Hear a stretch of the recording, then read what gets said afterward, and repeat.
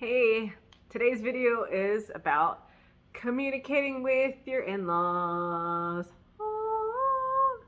Hopefully there's some shortcuts to help you communicate better and live in peace and harmony. I had a girlfriend who was kind of venting to me about like an unexpected birthday party that she had play date plans already, and it was with her in-laws, so they had to travel like 4 hours, I think 3 or 4 hours away, and it was just so inconvenient because she's not on the email thread, and they just told her husband, and her husband doesn't manage the family calendar, she does.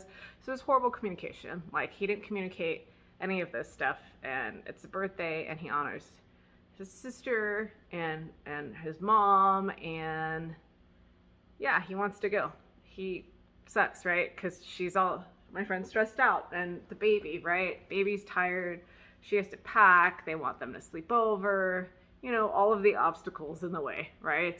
Which could really breed resentment and division and anger and false expectations. Like, I suffered from a lot of that, especially being young, married in my 20s, and my husband's 12 years older than me, and his family's really tight knit, and mine is too, but in different worlds, right? Different cultures. Okay. So number one, talk to your husband, right? Communicate. Clear communication is so important. Like, what's the expectation? How long is it going to be? Duration, location. How important is it to your spouse? Like, is it going to hurt multiple people's feelings? Is it just going to hurt one person? Like, is it something that can be passed and compromised over? Like, it's cool, we'll send a gift card, call it a good day. Number two, be bold in your communication. Like, don't be mad at your sister-in-law or your mother-in-law. Like, just call them up. It's so easy. Boop, boop, boop, boop. Hey, can you just call me next time because Jason doesn't know. He has no idea. Let me know. It really sucks to be last in the loop, and then like I gotta refigure out my calendar, and I don't mean to hurt your feelings. Like, just communicate with your in-laws directly. I do that now. I just text. I just call. I'll straight up call. I had some bad advice given to me growing up, like, oh, he should just communicate to his family and you communicate to yours and it'll all be great. And no, that was a horrible suggestion. Because he would not communicate how I felt. He communicated how he felt, or what he thought was important or not important. And he didn't understand like my culture or how I was raised. When I go to my parents' house, I was like, no, I'm not gonna hug you in front of my dad. Like, no, we're not gonna like kiss or cuddle. Like, you stay over there this week. I am I'm my father's daughter. Like, you need to put your cans away. You need to make sure your dishes are out of the sink. Like, you take a shower before 9 o'clock at my parents' house. And he understood and he obliged. And I was just like, this is not your house. This is my dad's house.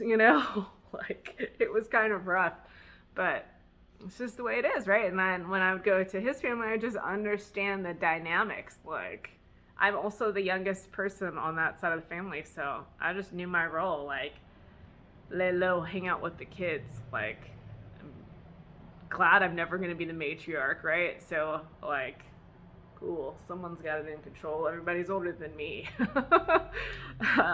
Yeah, but bold communication. Now I just call, my mother-in-law whenever I want. Text cousins and sisters and nieces and nephews freely. And I establish a relationship. I go, hey, Auntie so-and-so, what's up? How are you? I missed you. I'm thinking about you. How are the kids? How's your life? Like, if you know me, I'm pretty sure you know now that I've overcome all of those weird social awkward nuances. And it's silly. Like, why did it take me so long? Because my parents aren't really great communicators. I think over time met the right people and heard the right sermons and read the right books. And now I just go for, the individual, like, like, I don't know, like, yes, there's the key. Communicate clearly your expectation.